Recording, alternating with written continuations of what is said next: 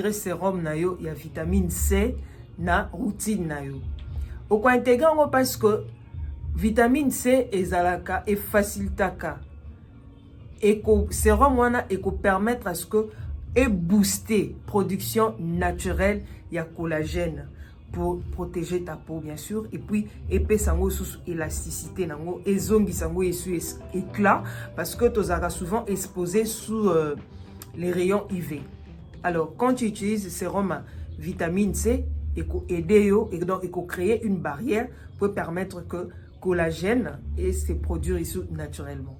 Et puis bien sûr vitamine C et permettre d'éliminer les taches au salrabiso ya batné et quoi effacer et puis effacer les taches na ba bouton ce qui est bimio na elongi et quoi empêcher d'abord ko bimisa ngope.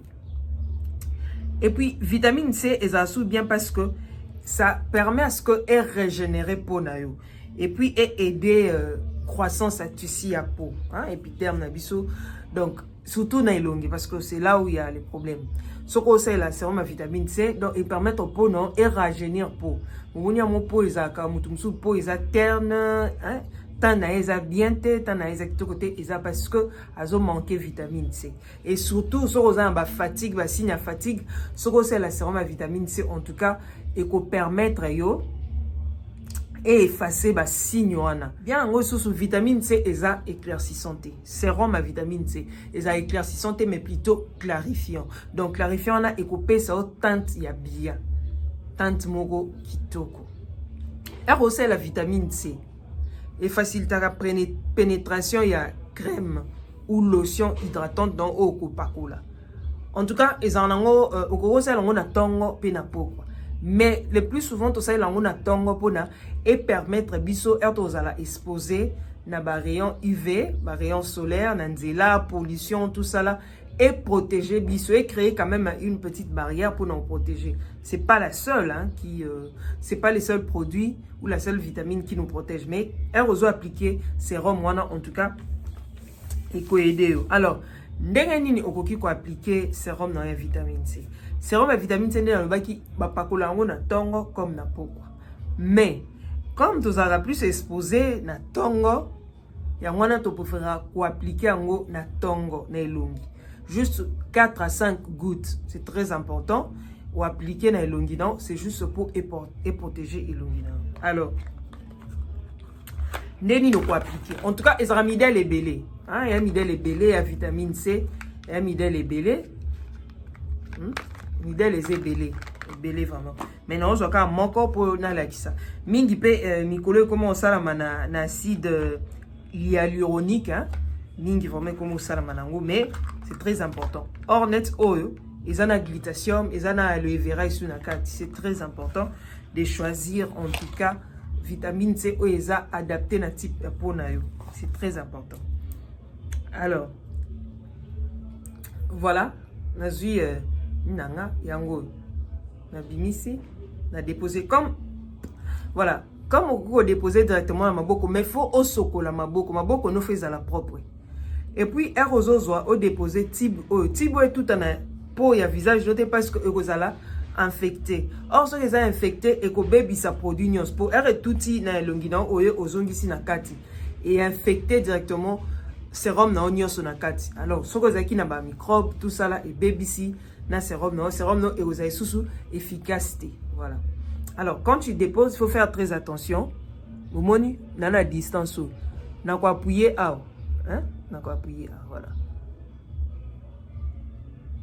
Au monde ngebim. Monde ebimi non. OK.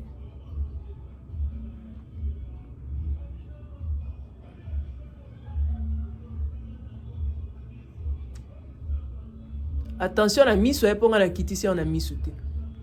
Voilà. Donc au cocha 4 à 5 gouttes. En tout cas, il faut aider. Alors on a zoom à bon on sommes balé ma beaucoup n'engage propre. Il faut toujours faire attention. Et comme on a miso, je me limite ici. Boumoni c'est quand on souki là. En tout cas, je me limite là.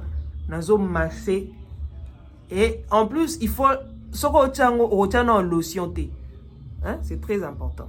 Lotion ou crème hydratante au pakola na tongo, c'est pas oko appliquer en omté aussi c'est au sokola makambutu nde oyo ozui sérum na yo obandi ko appliquer.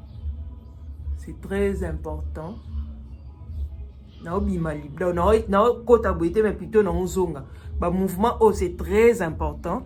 Il y a aussi là ces mouvements là bo monde na zozonga c'est très important.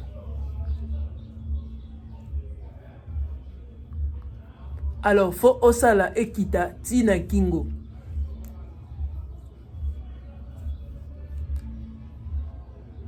Nazo komisa ngo na misute hein. Nazo suka awa bomoni mikuo ezala, c'est là où je me limite. C'est très important. Nae awa na osala on ndenga libanda. Bomoni appliquer boye oye ovandi so nete kokite po ko matina kingo okoki kozwa obakisi sous quelques gouttes ozui oye na ngoti na kingo. En tout cas faut masser bien parce que kingo na biso pe ezaka na besoin nango. En tout cas au masser très bien. Alors ce qu'on ici oye ovandi ozeli 5 à 10 minutes ndo kozwa lotion non obakisi. C'est très important. Et ça te coache lotion de aux obakisi non ou appliquer en après par après oye kozwa lotion non obakisi. Bateau basa un bouton mususu et soigner un bouton directement. Mais c'est très important. Dans la lobby, plus on utilise ça pendant la journée. Au coquille pour celle on a tongo na pourquoi. Voilà. C'est pas le seul ou l'unique sérum au co salé là, mais pour na tongo en tout cas c'est très important. Voilà, ma beaucoup fait ça là propre. Voilà.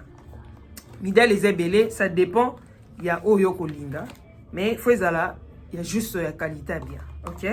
Voilà. L'autre souki ah. Bobo sanate ko s'abonner, communauté s'agrandir et puis beau partager, c'est très important. Bye.